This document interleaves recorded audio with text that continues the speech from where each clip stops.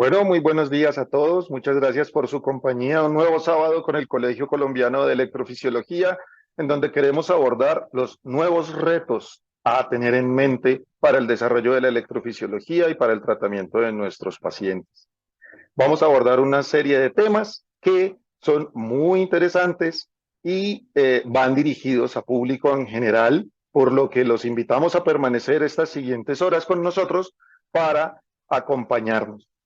Hoy nos acompañan 7 de nuestros fellows de electrofisiología, son médicos internistas y cardiólogos y forman parte del grupo de fellows del Colegio Colombiano de Electrofisiología en alguno de los 3 programas que tenemos en el país, sean con la Universidad de La Sabana en la Fundación Cardioinfantil, con la Universidad Javeriana en el Hospital San Ignacio y la Fundación Clínica Chayo, o con la Universidad CES en la Clínica CES y las clínicas adscritas que tiene el Grupo CES de Medellín.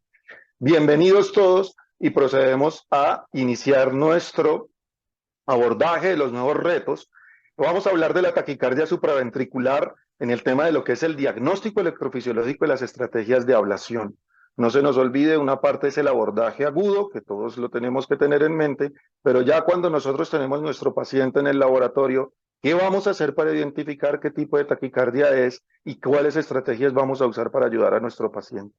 Nos acompaña el doctor Felipe Cañas Orduz. El doctor Felipe Cañas es cardiólogo, médico internista y en este momento está realizando su fellow de electrofisiología en la Universidad CES de Medellín. Doctor Felipe, bienvenido y muchas gracias por su compañía. Muchas gracias a todos por estar aquí presentes. Buenos días y al colegio por la invitación a este simposio. Bueno, les voy a hablar de taquicardia supraventricular. Eh, el diagnóstico electrofisiológico, como bien lo dijo el profesor Betancourt, es una apreciación que uno hace en la sala de electrofisiología. Uno como médico general internista o como cardiólogo no conoce este tipo de información que es, digamos, útil para el tratamiento efectivo de los pacientes y fascinante en el término de la fisiología de cada una de las taquicardias supraventriculares. Un diagnóstico correcto es 3/4 partes del remedio y por eso me va a gastar el 90% de la charla en el diagnóstico, porque ya con la claridad es que podemos tener una estrategia de ablación efectiva. Usualmente nos llegan ese tipo de pacientes con taquicardias supraventriculares que se identifican por un QRS estrecho y un ritmo regular que hacen pensar que sea menos probable una fibrilación auricular rápida. Recuerden que la fibrilación auricular rápida puede parecer regular dada la frecuencia. Y a partir de ahí, el esfuerzo sería identificar entre el R y el R si hay alguna onda que se parezca a una onda P, ya sea una onda positiva o una onda negativa. Entonces, aquí podemos tener varias deflexiones de la línea de base que pueden considerarse como una onda P. Puede ser esta negativa en D2, puede ser esta curvita positiva antes del QRS o esta melladura después del QRS. Tal vez el electro sinusal nos ayude y podríamos argumentar que esta onda negativa la mitad del RR pudiera corresponder a la onda P. Pero como quiero enfatizar, hasta en este momento no es claro, no podría ser absolutamente claro el sitio de la P. En el algoritmo de taquicardia supraventricular por electrocardiografía, tenemos una taquicardia regular, mirar a ver si tiene P visible. Si no tiene P visible, lo más probable es que sea una reentrada nodal. Si hay más aurículas que ventrículos, pues es más probable que sea un flóter o una taquicardia atrial. Si le hay igual cantidad de aurículas que de ventrículos, eh, considerar el intervalo RP. Si hay más ventrículo que aurícula, considerar algunas formas raras de taquicardia supraventricular o taquicardias ventriculares que utilicen el sistema de conducción que provoquen un QRS estrecho. Y ya después viene a considerar el intervalo RP con el ejercicio que acabamos de hacer. Miren que en todos los escenarios, por ejemplo, siempre va a existir la posibilidad de una taquicardia por reentrada nodal. Entonces, esto es para enfatizar que el individual eh, también tiene fallas de sensibilidad y especificidad para hacer un diagnóstico correcto. En el estudio electrofisiológico no se escapa de este tipo de imprecisiones. Nosotros medimos el intervalo beta en taquicardia. Si es menos de 70, lo más probable es que sea una taquicardia por reentrada nodal. Si es más de 70, lo más probable es que sea una taquicardia por una vía accesoria. Eh, pero miren que aquí también vuelve a aparecer la reentrada nodal e incluso algunas taquicardias por reentrada nodal pueden suceder con actividad auricular excéntrica. Para los que no son electrofisiólogos, concéntrico y excéntrico se refiere al patrón de activación a través del cero coronario de la aurícula izquierda. Entonces, si surge del centro, es decir, viene del septo interventricular hacia afuera, es concéntrica, más compatibles de taquicardias que dependan del nodo AB o de cavidades derechas.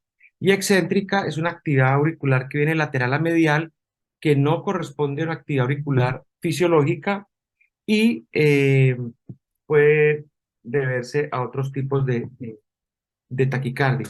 ¿Y por qué es importante esto? Porque un diagnóstico preciso nos permite definir el sitio exitoso de la ablación, la pérdida de inducibilidad, ya sea por modificación de periodos refractarios del nodo AB, la modificación de la conducción dual del nodo AB, la conducción anterior a la retrógrada extranodal, que sería en caso de vías accesorias, o la no inducibilidad de ritmos automáticos con catecolaminas, que sería el caso de las taquicardias auriculares.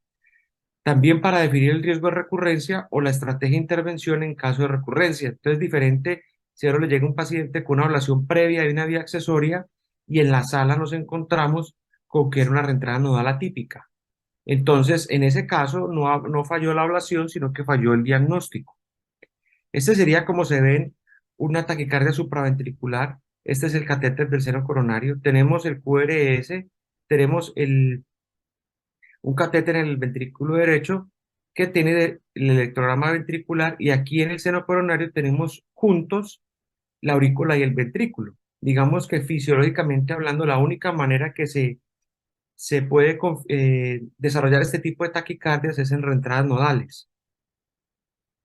Este es otro tipo de taquicardia de QRS estrecho. Tenemos el electrograma ventricular y también tenemos aquí el electrograma auricular, ya está disociado, pues está lejos del ventrículo y vemos que ya es una taquicardia. No se ve muy bien la onda P, pero sí sabemos que la aurícula está acá. Entonces una taquicardia con RP largo, pero no tan largo como para superar el RR.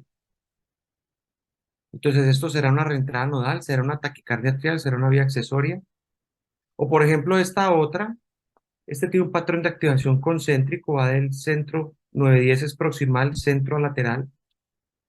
Y aquí tenemos el 9-10 arriba y vemos que el patrón de activación viene del centro del seno coronario con un BA de 114. Será, o un RP, pues, será una taquicardia atrial, será una reentrada nodal o una vía. Ahí es donde viene la importancia de las maniobras. Entonces, cuando yo entro el paciente a sala, en sinusal, estimulo la aurícula o el ventrículo y hago un análisis de la conducción anterógrada, buscando dualidad del nodo AB, es decir, una H crítico, o un patrón de preexcitación que no fuera evidente en el electro sinusal. Un análisis de la conducción retrógrada, ya sea medir el HA retrógrado, una estimulación paragisiana o una estimulación refractaria en el GIS, que ya les voy a dar unos ejemplos. Ya con una taquicardia supraventricular, con una relación ventricular 1 a 1 y constante, el primer paso es observar la taquicardia, ver si hay cambios en la longitud de ciclo de taquicardia y qué es primero, los cambios de la aurícula o los cambios del ventrículo. Y la otra cámara eh, responde de manera acorde. El efecto del bloqueo de rama, que si es una vía accesoria, los bloqueos de rama si son del mismo lado de la vía afectan la longitud de ciclo de la taquicardia, el patrón de activación auricular. Luego de observar la taquicardia, puedo hacer una sobreestimulación auricular, donde hago la maniobra del Bea linking, que es demostrar que el ventrículo y la aurícula están conectados. Cuando no están conectados, es decir, se están activando en paralelo, y tengo una taquicardia supraventricular, lo más probable es que sea una taquicardia atrial. Evaluar cambios en la preexcitación, que va a ser máxima si estoy cerca a la vía y si estoy en la misma dirección de la vía, y hacer una sobreestimulación ventricular para luego observar los electrogramas y ver si hay cambios en la preexcitación auricular. eh, Mapeo por post-pacing interval de la longitud de ciclo de taquicardia, la maniobra o observar los intervalos estímulo aurícula o ventrículo aurícula y medir el HA. Estas maniobras de sobreestimulación, usualmente lo mejor es hacerlas por ahí 3 veces. en la aurícula con un tren de estimulación de 3 a 5, sincrónico, y el ventrículo con un solo extraestímulo sincrónico cada vez más precoz hasta verificar el reseteo, es decir, adelantar la próxima aurícula.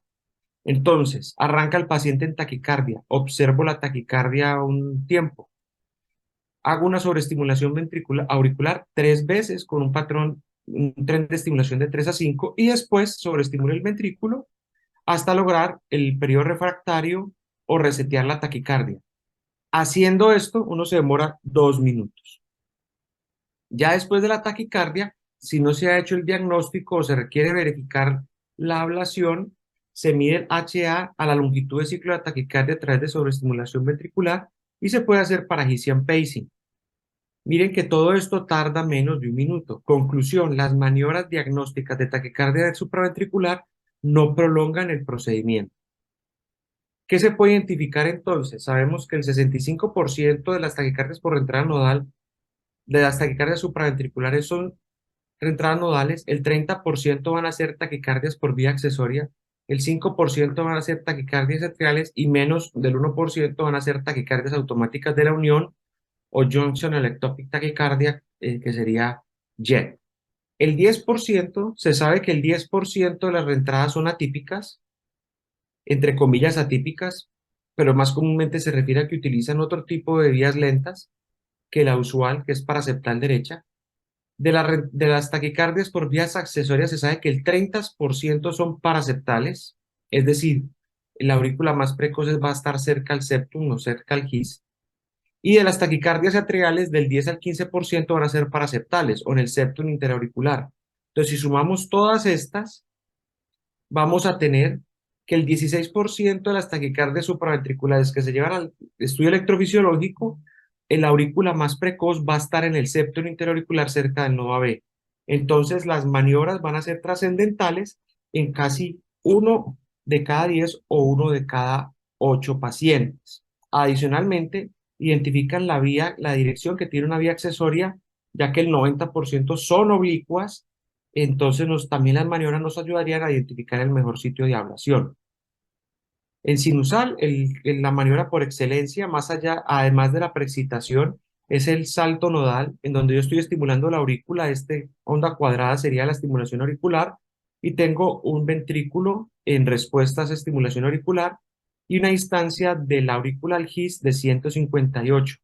Y al acortar 10 milisegundos el tren de estimulación auricular, hay un cambio en la conducción AB con un salto de más de 50 milisegundos dependiente del intervalo aurícula-GIS, eh, que concluye que el paciente tiene dos vías que conectan la aurícula al GIS, una con periodos refractarios y velocidades de conducción diferentes, lo que es el sustrato para una reentrada nodal.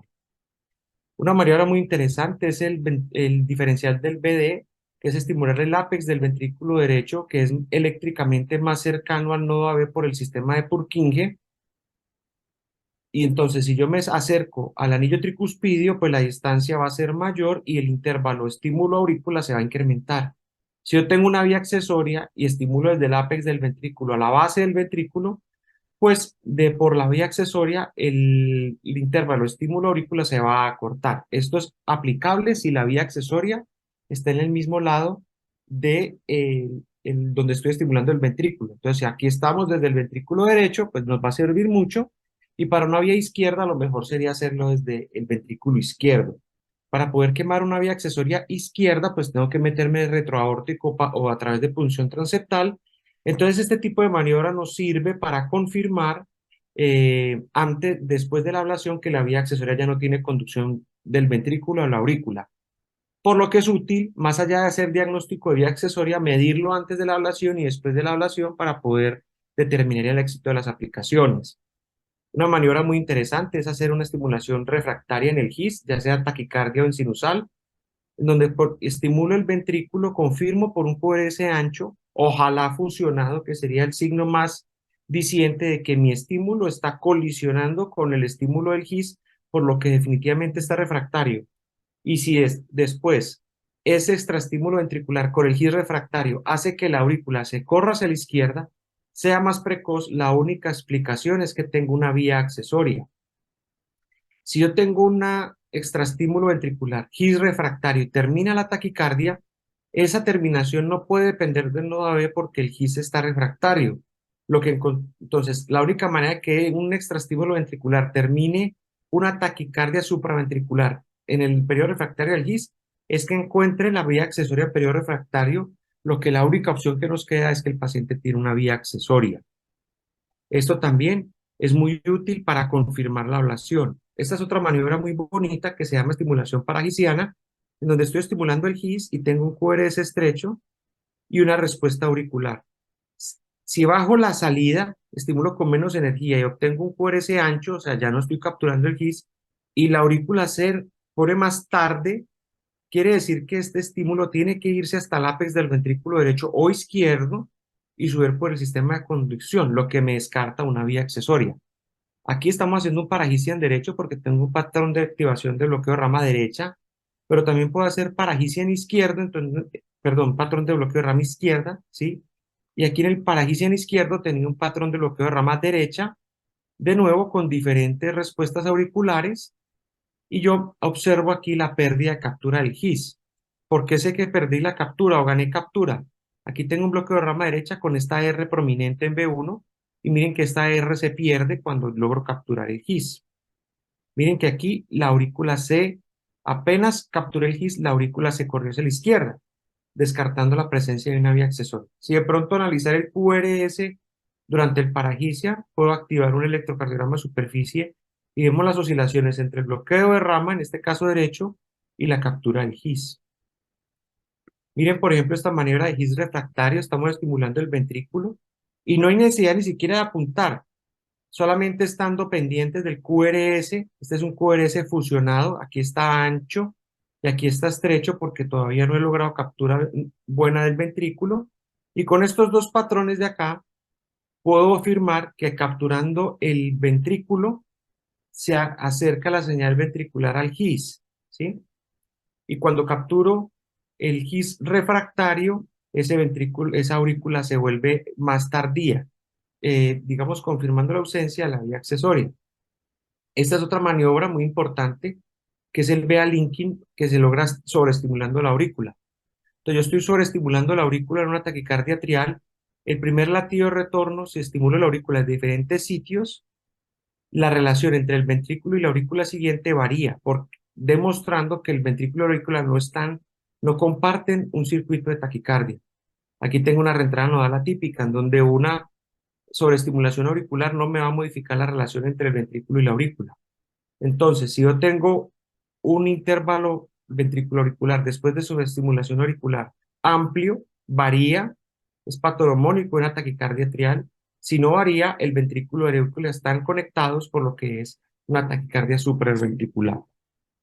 Esta es una tablita de este mismo estudio, del estudio de Maruyama, en donde nos comparan diferentes maniobras con su sensibilidad y especificidad para identificar una taquicardia atrial de otro tipo de arritmias. Miren que la sobreestimulación ventricular y el delta del intervalo BA mayor a 14 son los que tienen mayor sensibilidad y especificidad. Entonces, volvamos al principio. Tengo una taquicardia con un BA de 114, sobreestimulo la aurícula, el periodo de retorno es de 108, 108 antes de la sobreestimulación, entonces ya tengo tres valores de BA idénticos o una variación de menos 10, 114, 108 y 108, a pesar de sobreestimular la aurícula, identificando que el ventrículo y la aurícula están conectados. Entonces, esta maniobra me descarta una taquicardia atrial. 108 en varios sitios, una diferencia menor a 10, por lo que me queda descartar una taquicardia por reentrada nodal o una vía accesoria. Aquí es muy útil sobreestimular el ventrículo. El ventrículo hace parte de una taquicardia por vía accesoria, pero no hace parte de una taquicardia por reentrada nodal.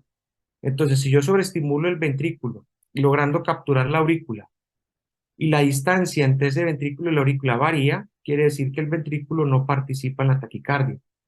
También, si yo sobreestimulo el ventrículo y el tiempo en que vuelvo a tener electrogramas en el ventrículo es largo, con respecto a la taquicardia, quiere decir que el ventrículo no participa en la taquicardia.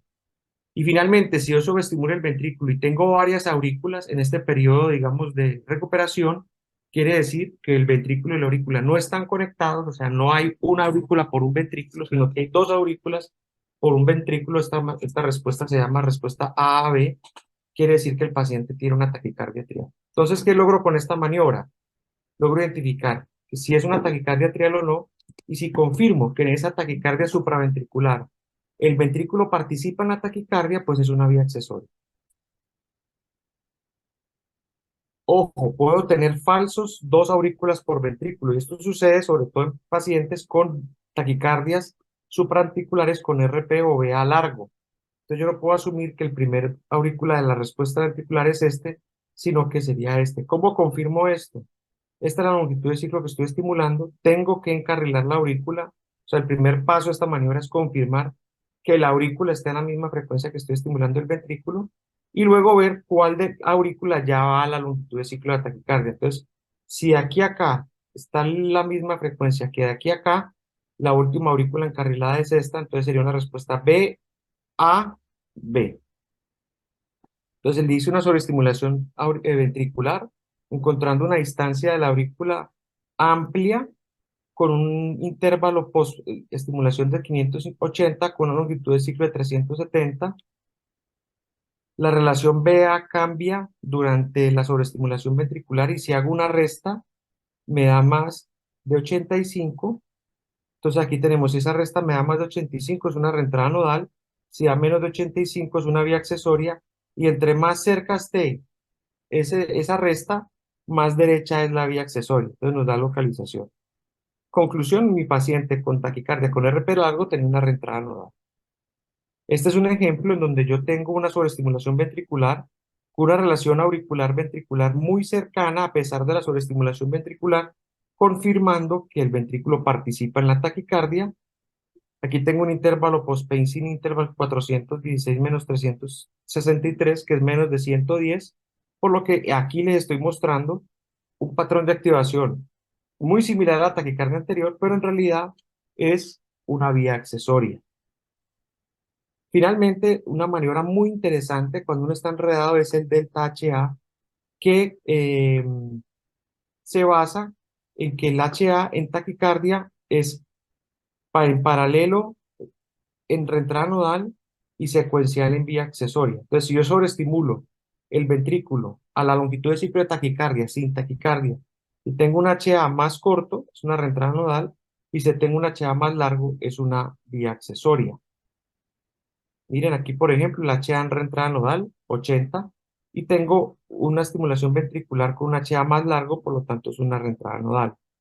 Esto también nos identifica vías accesorias paraceptales y reentradas nodales atípicas. ¿Cuál es el objetivo de ablación entonces? Miren que hay un montón de herramientas que se pueden identificar rápidamente en el laboratorio de electrofisiología sin alargar el procedimiento. La única manera de hacer esto bien, tener claridad, hacerlo de manera eficiente, hacerlo siempre, de tal manera que cuando nos llegue el paciente atípico, que sería calculado el 16%, no nos vamos a demorar nada haciendo el diagnóstico y haciendo la ablación. Siempre ha pasado en los laboratorios de electrofisiología que este tipo de pacientes atípicos alargan el procedimiento horas enteras y ese alargue es debido a fallas en el diagnóstico. Entonces, hacer siempre estas maniobras, repasarlas siempre, así sea el paciente más típico, para que el día que nos llegue el atípico, identificarlo fácilmente y poder ofrecerle ablación. ¿Cuál es el objetivo de la ablación? En la reentrada nodal típica sería la vía lenta. ¿Qué es típico? Que yo tenga la conducción retrógrada a través de la vía rápida.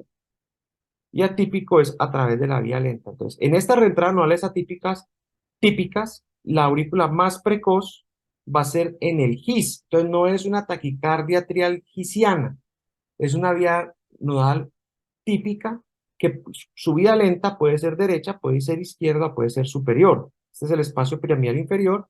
Aquí sería la tricúspide, la mitral, y yo puedo tener vías lentas derechas o izquierdas con una aurícula más precoz en el GIS. Si yo tengo una vía nodal atípica, una reentrada nodal atípica, la aurícula más precoz va a ser por la vía lenta. Entonces puedo mapear la extensión derecha, la extensión izquierda y la extensión superior, en donde van a aparecer las aurículas más precoces. Entonces, muchas taquicardias atriales paraceptales son en realidad retroanuales atípicas que utilizan una extensión superior. Con respecto a la vía accesoria, el objetivo de la ablación más eficaz es el potencial de vía. Este es el aurícula, este es el ventrículo, esta es la vía. Entonces tengo que quemar menos carne para lograr una ablación efectiva acá. Si yo sé que una vía accesoria es oblicua, en el 90% de los casos, puedo lograr una ablación de efectiva en un solo punto aquí, pero si quemo la inserción auricular, tengo que quemar todo esto, o menos, la inserción ventricular que en área es menor a la aurícula. Entonces, un objetivo interesante, más allá del potencial de vía, sería la inserción del ventricular. Y con respecto a las taquicardias atriales, pues quemo el sitio de mayor precocidad, eh, que lo puedo hacer por mapeo electroanatómico, pero tridimensional o mapeo convencional, pero se sabe que la mayoría de taquicardias atriales son en realidad reentradas que tienen un circuito más bien pequeño, pero no microcircuito, entonces yo en este tipo de taquicardias atriales podría estar mapeando el istmo crítico. Entonces miren que el objetivo de la ablación varía según el diagnóstico y asimismo la eficacia del procedimiento. Miren los sitios de ablación exitosa según Warren Jackman de las vías accesorias típicas. Puede ser aquí adelante del seno coronario, puede ser adentro del seno coronario, puede ser a través de la aurícula izquierda o incluso desde la cúspide no coronarial. Gracias.